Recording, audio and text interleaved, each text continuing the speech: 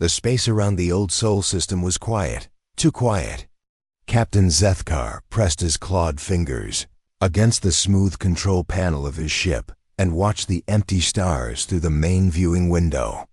His purple skin looked almost black in the dim light of the bridge. "Sir, we are approaching the border of Zone Alpha 7, his first officer reported. The young Vortanian's voice carried a hint of fear that he tried to hide. Zethkar nodded slowly. Everyone knew about Zone Alpha 7. It was the place where humans used to live before the Great Cleansing. The place where the most dangerous species in the galaxy had built their homes and raised their children. The place where 12 different alien races had worked together to wipe out every last human being exactly 1,000 years ago. "Take US closer," Zethkar ordered. "But keep the shields at maximum power." The ship moved forward through the darkness between the stars. Behind them, 2 more Vortanian warships followed at a safe distance. This was supposed to be a simple patrol mission. The Galactic Council sent ships here every few months to make sure nothing was growing in the dead system. Nothing had ever been found. The humans were gone. They had been gone for a very long time, but today felt different. "Captain," the sensor officer called out, "I am detecting something strange." Zethkar turned his head quickly. "What kind of strange?" "Energy readings, sir. Very faint, but they are there. Coming from the outer edge of the system, past where the 9th planet used to orbit." The captain felt his hearts beat faster. Every Vortanian had 2 hearts, and right now both of them were working hard. "Show me." The main screen lit up with a display of the solar system. Most of the planets were still there, though they looked different now. The 3rd planet, where most humans had lived, was covered in mining operations.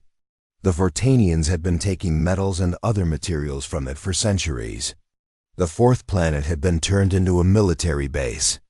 The others were used for different purposes by different alien species, but the energy readings were coming from much farther out, from the cold, dark space beyond the last planet. "Sir, the readings are getting stronger," the sensor officer reported. His voice was shaking now. Zethkar stared at the screen.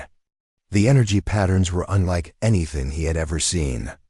They seemed to dance and move in ways that did not make sense.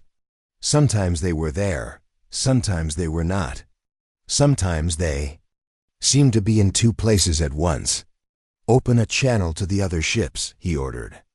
"Tell them to form a defensive line." "Yes, sir." The 3 Vortanian warships moved into position. Each ship carried enough firepower to destroy a small moon. They had been built to fight wars against entire star systems. But looking at those strange energy readings, Zethkar suddenly felt very small. "Sir, I am getting new readings now," the sensor officer said. "There are structures out there, big ones." "How big?" "Each one is larger than our biggest space station, sir. And there are dozens of them." Zethkar felt cold. "That is impossible. We have been watching this system for 1,000 years. Nothing that large could hide from our sensors." "Sir, I think they were not hiding. I think they were not there before." The captain looked at his officer. "What do you mean?" "The energy patterns, sir.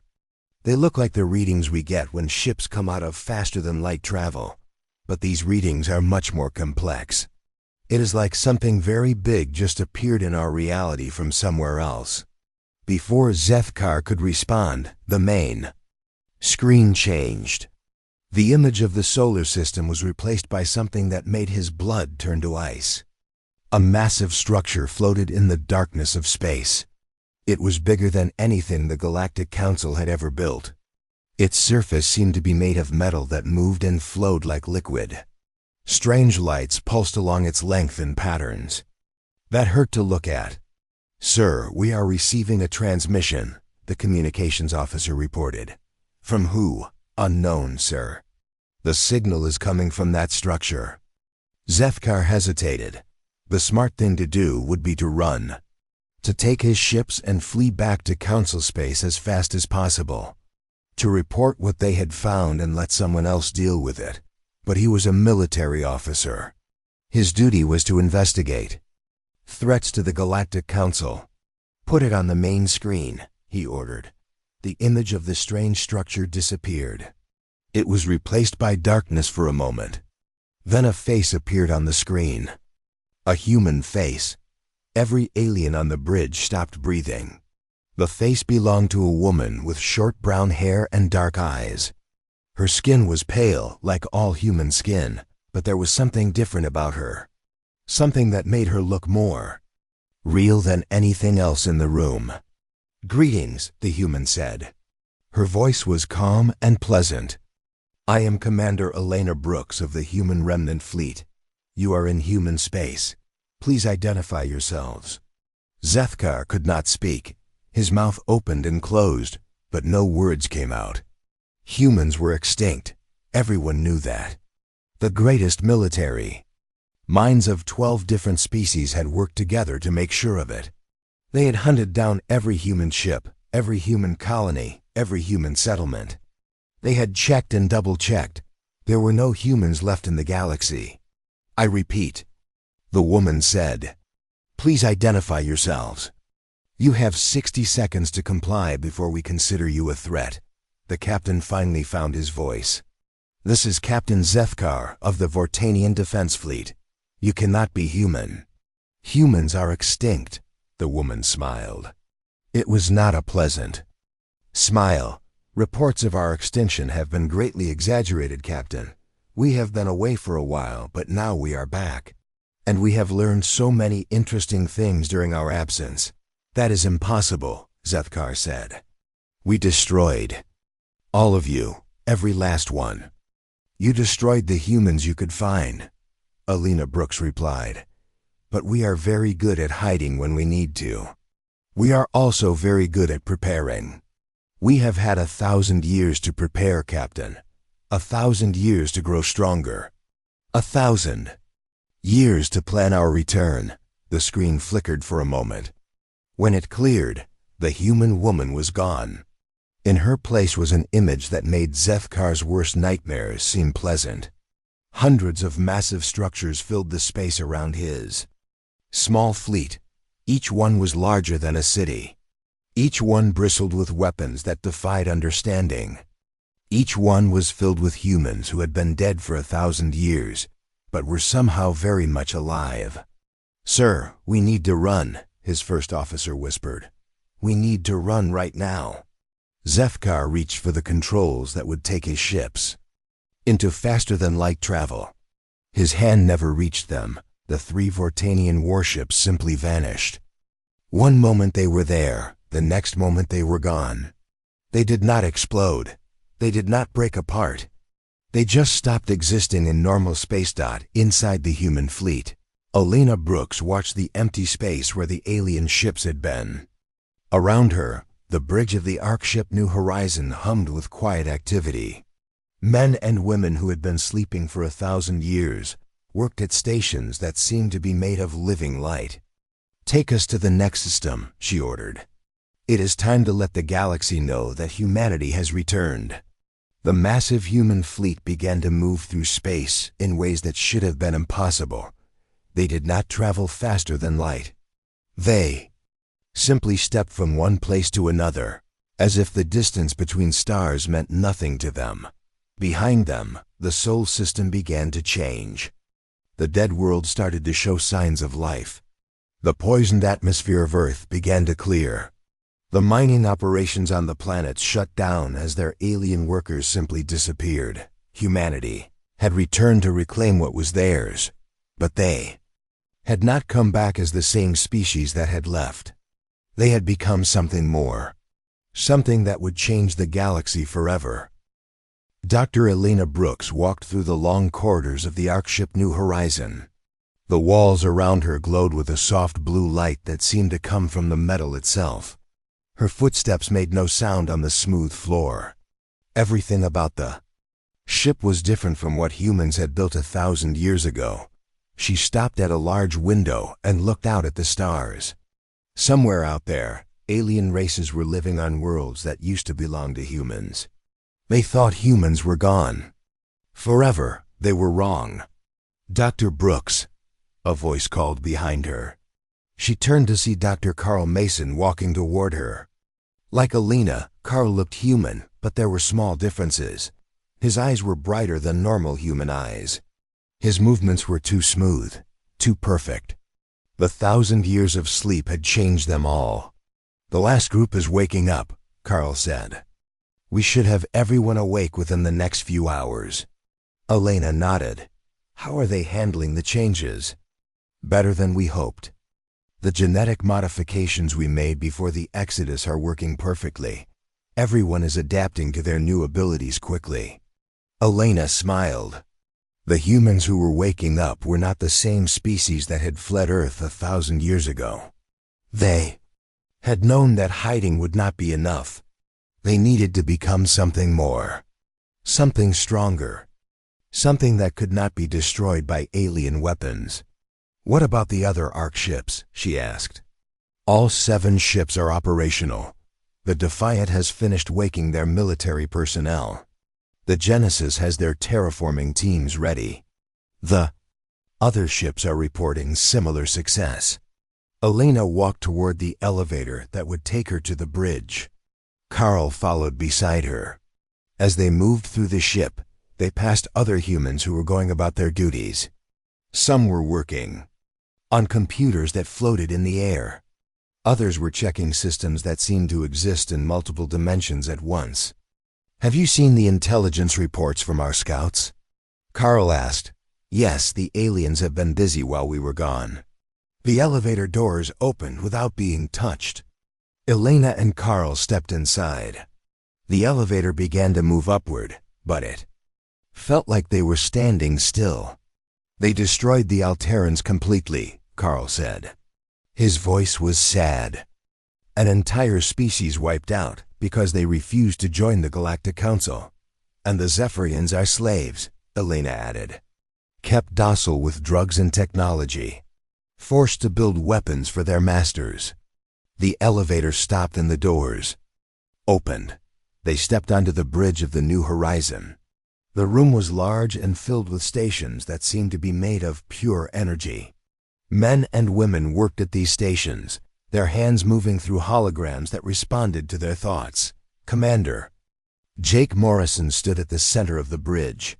He was tall and strong, but like all the humans on the ship, there was something different about him.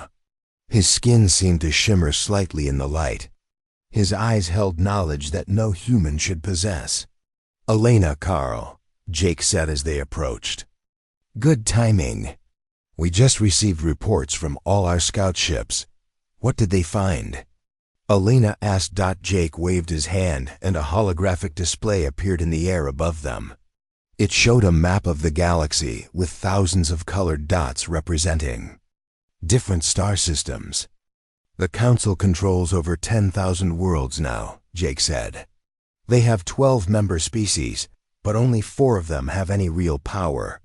The rest are either slaves or too afraid to speak up." Elena studied the map. Red dots showed worlds where the Council had military bases. Yellow dots showed slave worlds. Green dots showed the few independent systems that were left. "What about Earth?" she asked. Jake's expression grew dark. "The Vartanians have been strip mining it for 800 years. Most of the surface is covered with their machines. But our preliminary scans show that the planet can be healed." "How long would it take?" "With our new technology, we could restore Earth to full health in less than a year." Elena felt a surge of anger. Earth had been a beautiful world once. Blue oceans, green forests, white clouds. Now it was a wasteland covered in alien machinery. "Sir," one of the bridge officers called out, "we are receiving a transmission from Admiral Hayes on the Ascension." "Put him through," Jake ordered. The holographic display changed. Now it showed the face of Admiral Ryan Hayes, the commander of the entire human remnant fleet. Hayes was older than most of the others, but the genetic modifications had kept him strong and sharp. "Jake, Elena," Hayes said, "I trust you have seen the intelligence reports." Yes, sir, Jake replied. The situation is worse than we thought. Indeed, but it also presents us with an opportunity.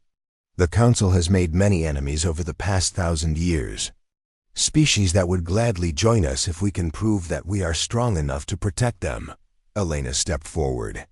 What are your orders, Admiral? Hayes was quiet for a moment. We are not going to simply take back our old territory. We are going to liberate every species that the Council has oppressed. We are going to show the galaxy what true freedom looks like. That will mean war, Jake said. Yes, it will. But we are not the same humans who fled Earth 1,000 years ago. We have abilities that the aliens cannot understand. We have technology that seems like magic to them. Most importantly, we have something they lack. What is that, sir? Elena asked. We have learned the difference between strength and cruelty. We have learned that true power comes from protecting others, not from destroying them. The transmission ended, and the bridge was quiet for a moment. Elena looked around at the other humans working at their stations. Each of them had abilities that would have seemed impossible 1,000 years ago.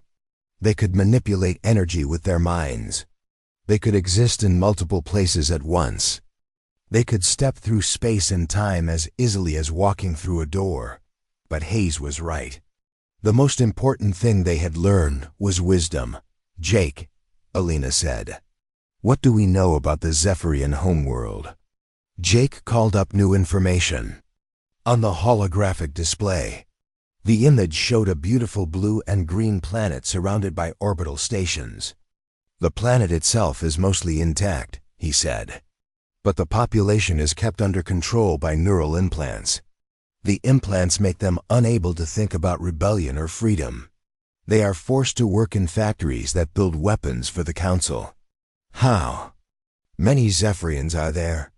About 2 billion on the homeworld. Maybe another billion scattered across other Council worlds. Elena studied the information. The Zephyrians had once been a proud and free people. They had been artists and scientists. Now they were slaves who did not even know they were slaves. We need to free them, she said. Agreed, Jake replied. But the planet is heavily defended. The Council has 3 battle fleets stationed there. Elena smiled. It was the same smile she had shown Captain Zethkar before his ships disappeared. Let me worry about the fleets, she said. You just focus on getting those implants out of the Zephyrians' heads. Jake nodded. He had learned not to question Elena when she spoke with that tone of voice. During their 1,000 years of sleep, she had become something more than human. They all had. But Elena had changed in ways that even the other humans found hard to understand. When do we begin? Jake asked. Now, Elena replied. Send word to all the Ark ships. It is time to remind the galaxy what humans are capable of. Around them, the bridge crew began to work with renewed energy. The New Horizon and its sister ships started to move through space in ways that defied physics. They did not travel from one place to another. They simply decided to be somewhere else, and reality changed to make it true. The Galactic Council had ruled the galaxy for 1,000 years. They had built their empire on the bones of the species they had destroyed. They had convinced themselves that they were bringing order to chaos. But humanity was awake now. And humanity had learned that sometimes chaos was better than the kind of order that came from fear and slavery. The war for the galaxy was about to begin. High Commander Krexthul stood on the bridge of the Eternal Justice and watched the stars through the massive viewing window. His ship was the largest and most powerful vessel in the Galactic Council fleet. It was over 5 miles long and carried enough weapons to destroy entire planets. The crew of 15,000 warriors came from the strongest military race in the galaxy. Nothing could stand against the Eternal Justice. Nothing had ever tried. Sir, we are approaching the Sol system, his tactical officer reported. The Krex. Warrior's voice was deep and rough like grinding stone. Good, Krexthul replied. Deploy the fleet in attack formation. If these humans think they can hide from us like cowards, they will learn otherwise. Behind the Eternal Justice, 50 smaller warships moved into position. Each ship was a deadly weapon designed for one purpose: to destroy enemies of the Galactic Council. The fleet represented the combined military might of 6 different alien species. "Sir, we are detecting energy signatures ahead," the sensor officer called out. "Same type as reported by the patrol ships." Krexthal's eyes focused. On the main display screen, the Krex had evolved from predators, and his instincts told him that something was wrong. The space ahead looked empty, but his sensors were showing massive energy readings. "All ships raise shields to maximum," he ordered. "Charge all weapons." The bridge crew worked quickly to prepare for battle. Red lights flashed throughout the ship as 15,000 warriors prepared for war. The Krex lived for battle. They had conquered dozens of star systems and destroyed countless enemies. They feared nothing. "Sir, something is appearing directly ahead of us," the sensor officer reported. His voice carried a note of confusion. Krexthal looked at the main screen and felt his blood turn cold. A ship was materializing in space directly in front of his fleet. But it was not appearing the way ships normally did when they came out of faster-than-light travel. This ship was simply becoming real, as if it had always been there, but had chosen not to be seen until now. The human ship was beautiful and terrible at the same time. Its hull seemed to be made of liquid metal that flowed and changed shape as he watched. Strange patterns of light moved across its surface like living things. The ship was smaller than the Eternal Justice, but something about it made Krexthal feel very small. "Sir, we are receiving a transmission," the communications officer reported. "Put it on screen," Krexthal ordered. The image of the human ship was replaced by the face of a human woman. She had long blonde hair and blue eyes that seemed to look right through him. Her expression was calm and confident. "I am Captain Lisa Grant of the human vessel Retribution," she said. "You are in human space without permission. Withdraw immediately or face the consequences." Krexthal laughed. The sound echoed through the bridge like thunder. "Human, you are either very brave or very stupid. I command the most powerful fleet in the galaxy. You have one small ship." "Size is not everything, Commander," Lisa Grant replied. "You should have learned that when you tried to exterminate my species." "We did exterminate your species," Krexthal snarled. "You are the last of a dead race. When I destroy your ship, humans will be truly extinct." The woman smiled. It was a cold smile that made Krexthal's warrior instincts scream warnings at him. "You tried to kill us once before," she said. "You failed. You killed the humans you could find, but you never found all of us. We have had 1,000 years to prepare for this moment. 1,000 years to become something you cannot defeat." "We will see about that," Krexthal replied. He cut the transmission and turned to his weapons officer. "Target that ship. Fire all weapons." The Eternal Justice unleashed its full firepower. Energy beams that could crack planets struck the human ship from every direction. Missiles that could destroy cities exploded against its hull. The combined firepower of the entire fleet focused on the single small vessel. The space around the human ship turned white with destructive energy. The attack continued for 30 seconds. When it stopped, every weapon on every ship in the fleet was drained of power. The smoke and energy cleared. The human ship floated in space exactly where it had been before. Its hull showed no damage at all. The flowing metal surface seemed to pulse with absorbed energy. "Impossible," Krexthal whispered. On the main screen, Captain Lisa Grant appeared again. She looked completely unharmed and not at all concerned. "Is that all?" she asked. "We have been hit harder by cosmic radiation." "How?" Krexthal demanded. "No ship can withstand that much firepower." "You are thinking in old ways," Lisa replied. You see a ship and think it is made of metal and circuits. But we have learned to build with materials that exist in multiple dimensions. Your weapons can only affect one dimension at a time. Krexthul felt panic rising in his chest. All ships. Ramming speed. Destroy that vessel. The 50 warships of his fleet charged toward the human ship at maximum speed. Each ship massed millions of tons. Moving at high velocity, they would smash the human vessel to pieces through pure kinetic force. The human ship did not move to avoid them. It simply waited as the alien fleet approached Dot at the last moment. Something impossible happened. The human ship seemed to become transparent. The alien warships passed right through it as if it was made of light.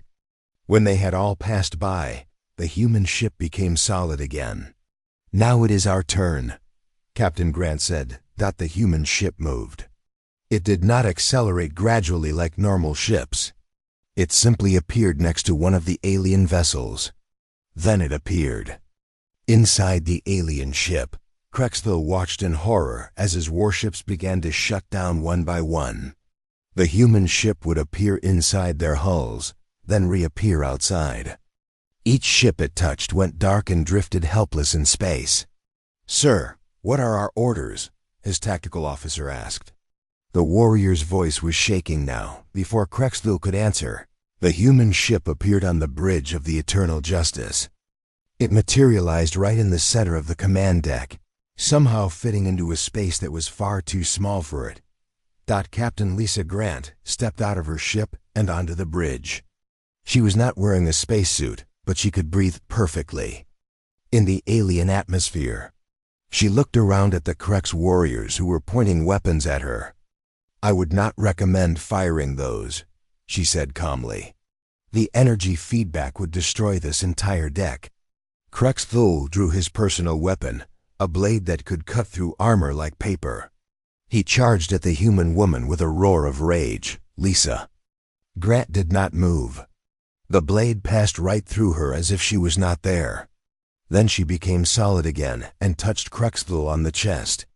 The alien commander froze in place, unable to move. "You cannot defeat something you cannot understand," she said. "We are no longer bound by the physical laws that limit you. We exist in multiple realities at once. We can be matter or energy as we choose. We can be here or there or everywhere." At the same time, she walked to the center of the bridge. Around her, the Krex warriors stood frozen like statues. "For 1,000 years, you have told the galaxy that humans were violent and dangerous," she continued. "You said we had to be destroyed for the good of all. But look at you now. Look at what you have become in our absence." The main screen activated and began showing images from across the galaxy. Slave worlds where entire species were forced to work until they died. Prison planets where aliens who questioned the Council were sent to suffer. Worlds that had been stripped bare of all life to feed the Council's hunger for resources.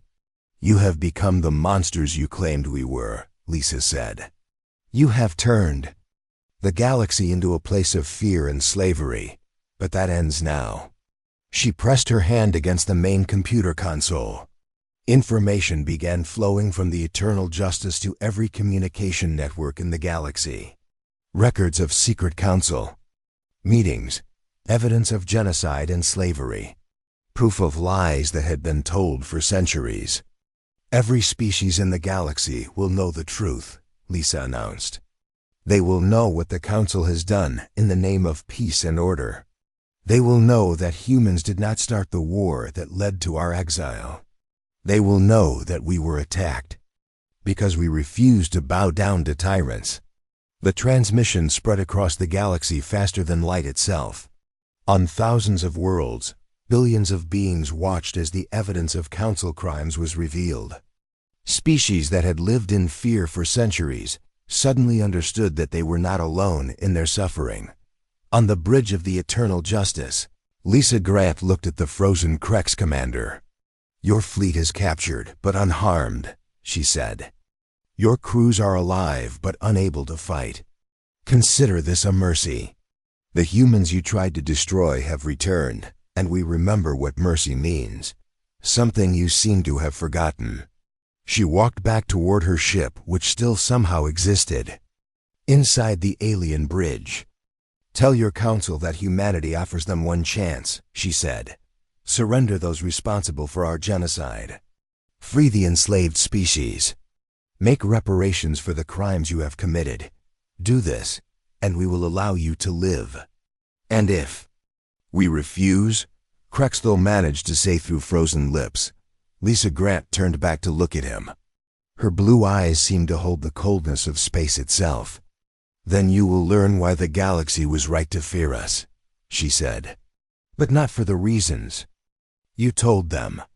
She stepped back into her ship and vanished. Counselor Veltar rushed through the marble halls of the council chambers on Nexus Prime. His 6 legs clicked rapidly against the polished floor as he hurried toward the emergency meeting. All around him, other council members were doing the same.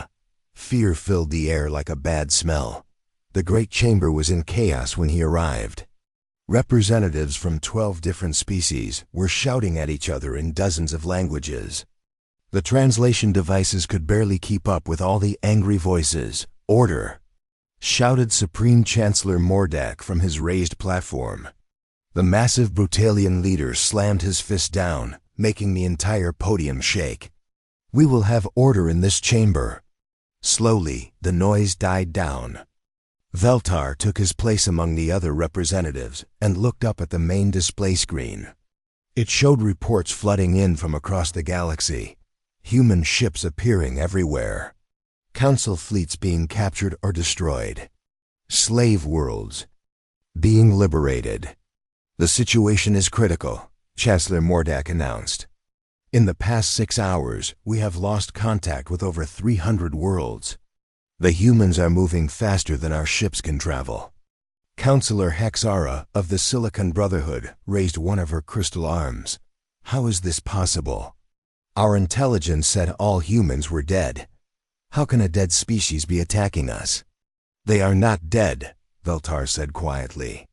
All eyes turned to him. I tried to warn this council 1,000 years ago. I said we should make peace with them instead of war. I said they were too resourceful to be completely destroyed. You were overruled, Mordak replied coldly. The decision was made by majority vote. Humans were a threat to galactic peace. Were they? Veltar asked. Or were they a threat to our power? Before anyone could answer, the chamber's communication system activated. The face of a human appeared on every screen in the room. It was Admiral Ryan Hayes, commander of the Human Remnant Fleet.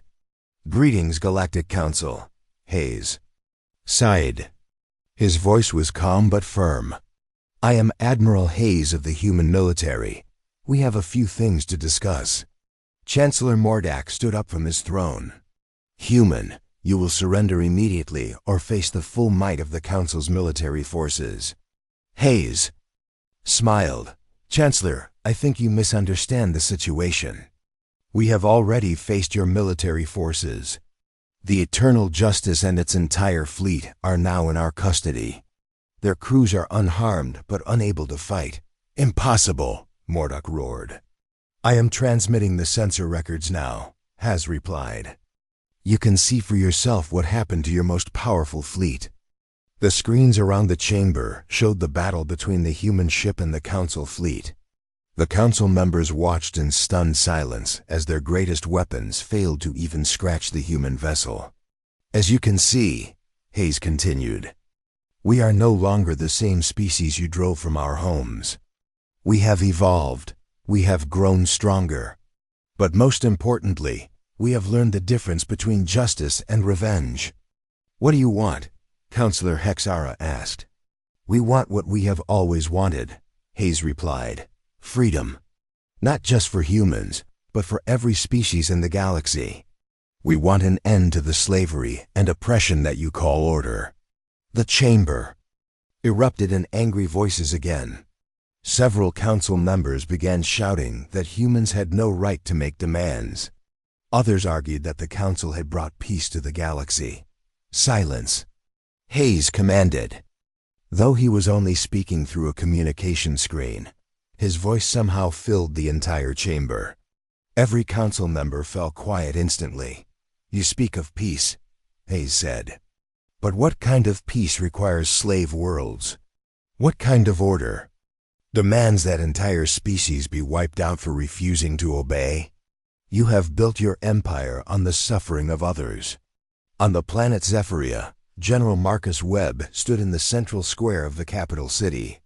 Around him, millions of Zephyrians were waking up from a nightmare that had lasted 800 years. The neural implants that had controlled their minds were being carefully removed by human medical teams. The Zephyrians were a beautiful people. Their skin was pale blue and their hair was white as snow. Before the council enslaved them, they had been artists and philosophers. Now they were remembering who they used to be. "How do you feel?" Marcus asked a young Zephyrian woman as a human doctor finished removing her implant. The woman blinked several times, as if seeing the world clearly. "For the first time, I remember," she whispered. "I remember my name. I remember my family. I remember being free." Tears began flowing down her blue cheeks. Around the square, thousands of other Zephyrians were having the same experience. They were remembering what it felt like to think their own thoughts and make their own choices. "The factories," the woman said suddenly. "We built weapons in the factories. Weapons used to destroy other worlds." "That was not your choice," Marcus told her gently. "You were forced to do those things. The guilt belongs to those who enslaved you, not to you." High above the planet, 3 council battle fleets had arrived to stop the liberation. Each fleet contained enough firepower to turn the planet's surface into glass. But they found something waiting for them that they could not fight. A single human ship appeared among the council vessels. It was smaller than any of their warships, but it moved through space like a living thing. The ship seemed to dance between the alien vessels, touching each one briefly before moving to the next dot. Every ship it touched went dark and drifted powerless through space. Within minutes, 3 entire fleets were captured without a single shot being fired. On Earth, Dr. Elena Brooks walked across ground that had been poisoned for centuries. The Vortanian mining machines had torn deep scars in the planet's surface and filled the air with toxic gases. But that was changing now. Elena held a small device in her hands. It looked like a sphere of pure light, but it was actually a terraforming tool that worked on principles the council could not understand. She placed the sphere on the ground and stepped back. The sphere sank into the earth and disappeared. For a moment, nothing happened. Then the ground began to change. The poisoned soil turned rich and dark. Grass began to grow, spreading outward in all directions. Trees sprouted from the earth and grew to full size in minutes. Time acceleration fields. Elena said to her assistant, Dr. Carl Mason, "We are speeding up the natural healing process by a factor of 10,000. What would take nature a century to heal, we can fix in an hour." Carl nodded as he watched the dead world come back to life around them. "The Vortanians will not be happy about losing their mining operations.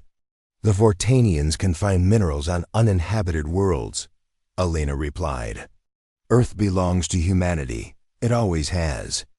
Above them, the orbital mining stations that had circled Earth for 800 years were being carefully dismantled by human ships. The alien workers had been transported to safety before their stations were removed. Unlike the Council, humans did not believe in unnecessary killing. Back on Nexus Prime, the emergency council session was falling apart. 3 more species had announced that they were withdrawing from the council. The aquatic Meridians had been the first to leave, followed by the plant-like Verdani and the energy beings called the Lumina. "This is madness," Chancellor Mordock shouted. "We have ruled the galaxy for 1,000 years. We brought order to chaos." "You brought fear to freedom," Councillor Veltar replied. You turned peace into oppression. The humans are showing us what we could have been if we had chosen cooperation instead of domination. They are showing us weakness, Mordok snarled. They could destroy us all, but they hold back. That makes them fools. No, Veltar said quietly. That makes them wise. They have learned something that we never did. They have learned that true strength comes from protecting others, not from destroying them. The communication screen activated again. Admiral Hayes appeared, but this time he was not alone. Behind him stood representatives from dozens of species that had been freed from Council rule. We are forming a new alliance, Hayes announced, the Sentient Rights Coalition. It will be based on the principles of freedom, cooperation, and mutual respect. Any species that commits to these principles is welcome to join. What about us? Counselor Hexara asked. What happens to the Council? That depends on you, Hayes replied. We have evidence of war crimes committed by your leadership. Those responsible must face justice. But we are not interested in revenge. We want to build something better. Chancellor Mordok stood up from his throne. His massive form towered over the other council members. I will never surrender to humans, he declared. The Brutalian Empire will fight to the last warrior before we bow to a species we once destroyed. Then, you will fight alone, Veltar said. He stood up and walked toward the exit. The Altonian Republic formally withdraws from the Galactic Council and requests membership in the Sentient Rights Coalition. One by one, other council members began to leave. Within an hour, only 4 species remained loyal to the old order.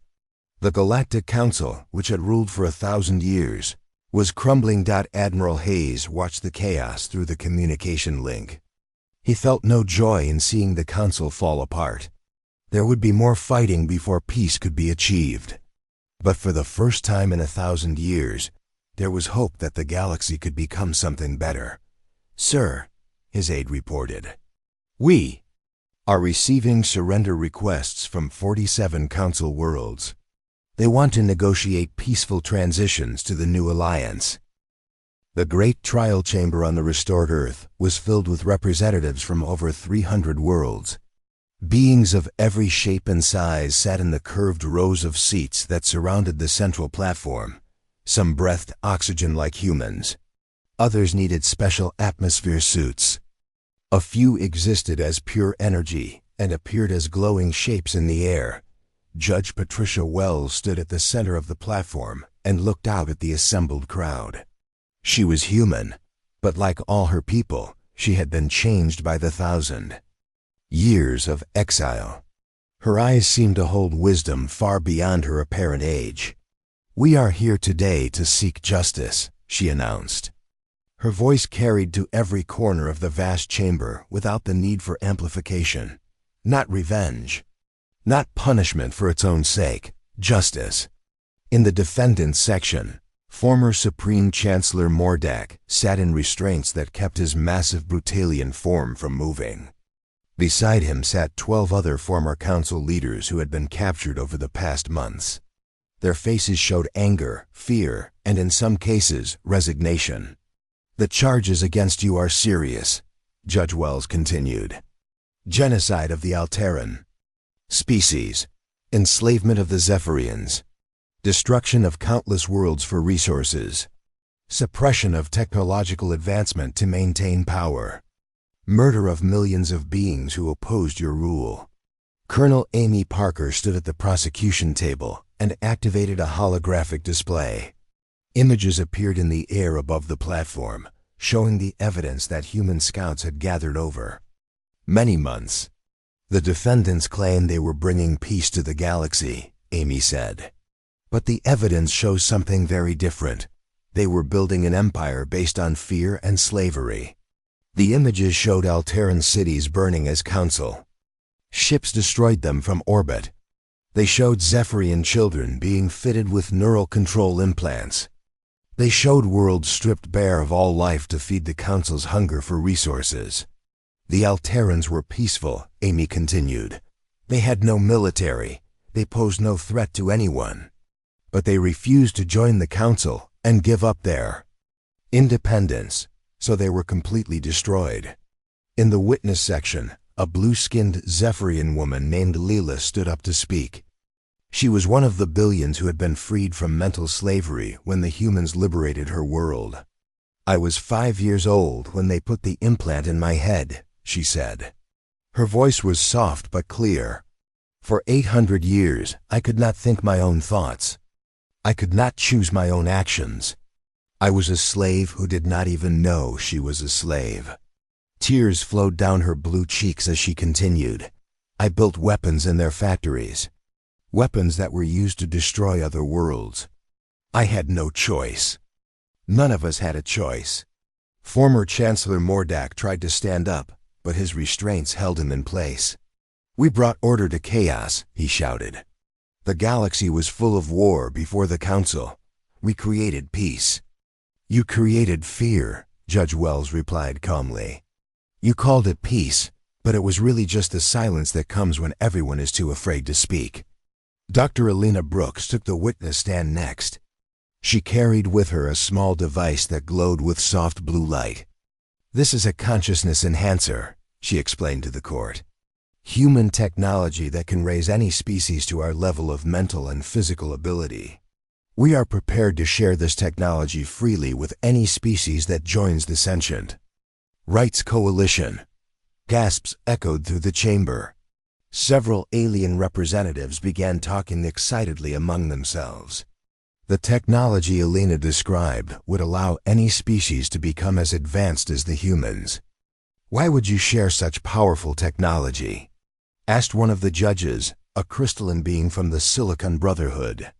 "Because freedom means nothing if only some people are free," Alina replied. "Because peace cannot exist when some species are slaves to others. Because the galaxy works best when everyone can reach their full potential." Admiral Ryan Hayes stood up from his seat in the gallery. Even without speaking, his presence commanded attention from everyone in the chamber. "For 1,000 years, you told the galaxy that humans were violent and dangerous," he said, looking directly at the former council leaders. "You said we had to be destroyed to protect others, but look at what you became in our absence." He gestured toward the holographic displays still showing images of council crimes. "You became the monsters you claimed we were. You destroyed entire species. You enslaved billions of beings. You turned the galaxy into a place of fear and suffering."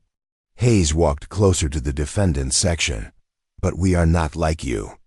We could destroy every one of your worlds in a matter of hours.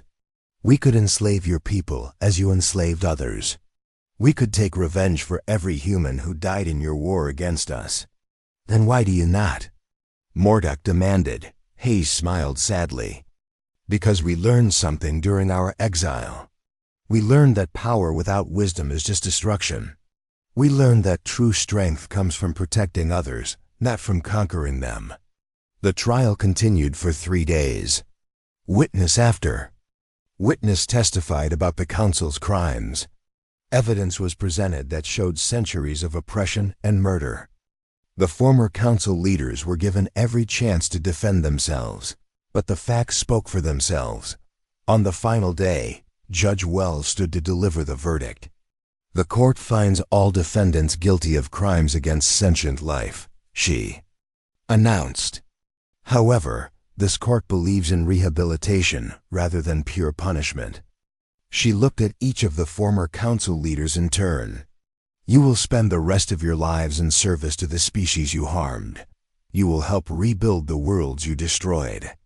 You will work to heal the damage you caused. And you will learn what it means to serve others instead of ruling them." Mordak snarled in anger. "I will never serve humans." "You will not be serving humans," Hayes said quietly. "You will be serving justice. You will be serving the future. You will be serving something larger than yourself."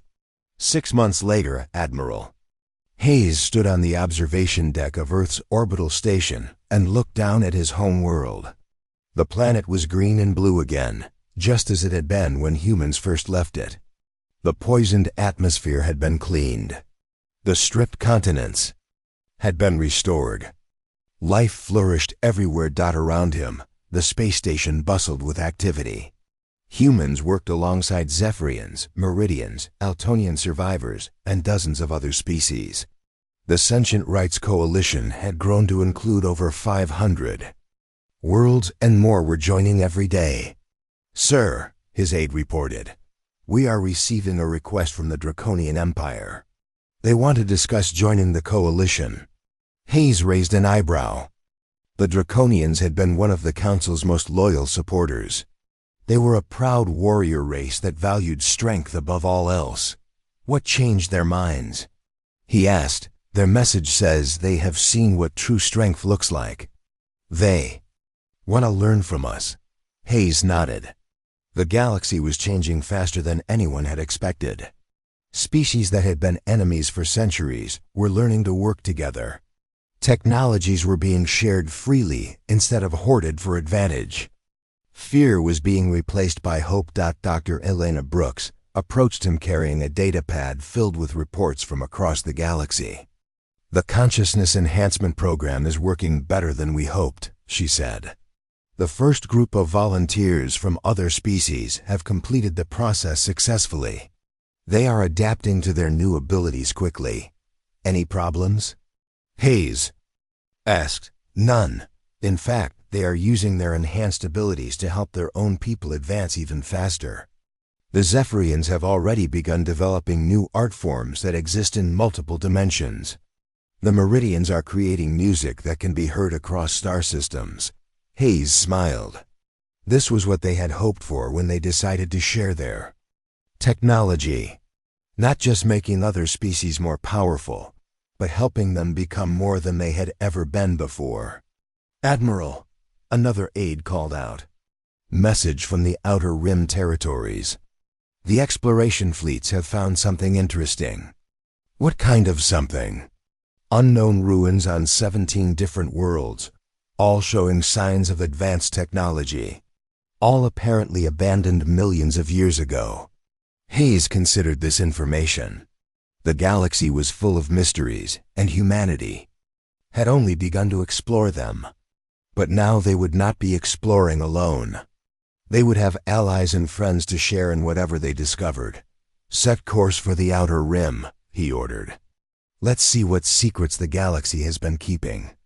As the great station began to move through space, Hayes took one last look at Earth. His people had returned home, but they had brought the entire galaxy with them. They had learned that home was not just a place, but an idea. The idea that all beings deserved freedom. The idea that cooperation was stronger than conquest. The idea that the future belonged to those who were willing to work together to build it. The 1,000 years of exile were over. The age of true galactic civilization had just begun.